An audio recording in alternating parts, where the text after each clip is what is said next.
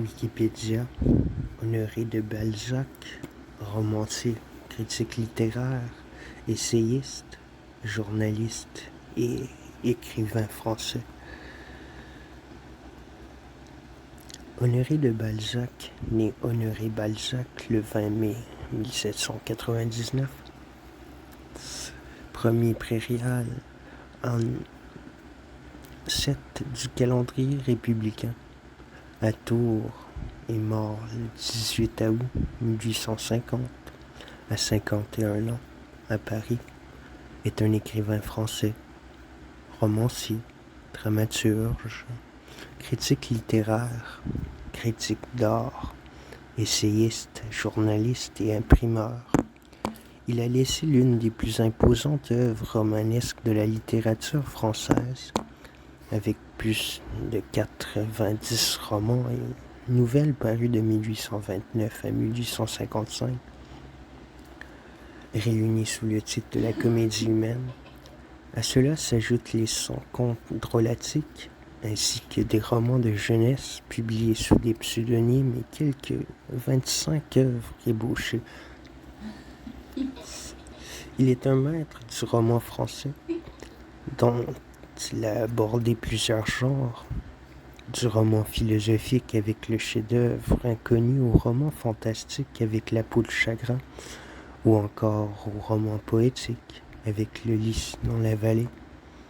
Il a surtout excellé dans la veine du réalisme, avec notamment Le Père Goriot et Eugénie Grandet. Comme il l'explique dans son avant-propos à la Comédie humaine, il a pour projet d'identifier les espèces sociales de son époque, tout comme Buffon avait identifié les espèces zoologiques,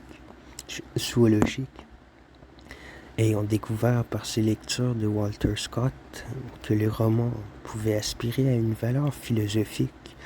Il veut explorer les différentes classes sociales et les individus qui les composent afin d'écrire l'histoire oubliée par tant d'historiens, celle des mœurs, et de faire concurrence à l'état civil. L'auteur décrit la montée du capitalisme, l'essor de la bourgeoisie face à la noblesse, dans une relation complexe faite de mépris et d'intérêts communs.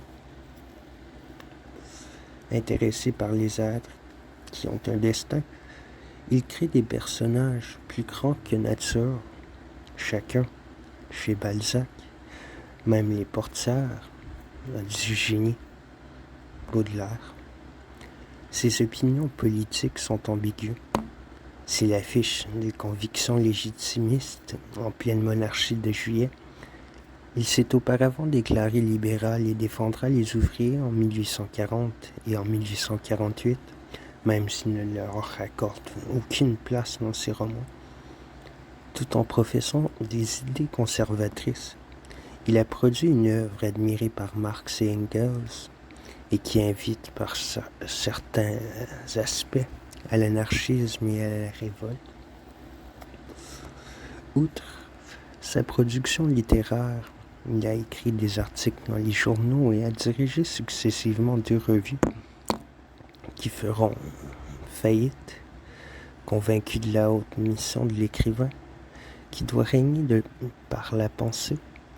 Il lutte pour le respect des droits d'auteur et contribue à la fondation de la Société des gens de lettres, travailleur forcené, fragilisant par son excès une santé précaire, endetté à la suite d'investissements hasardeux et d'excès somptuaires, fiant ses créanciers sous de faux noms dans différentes demeures.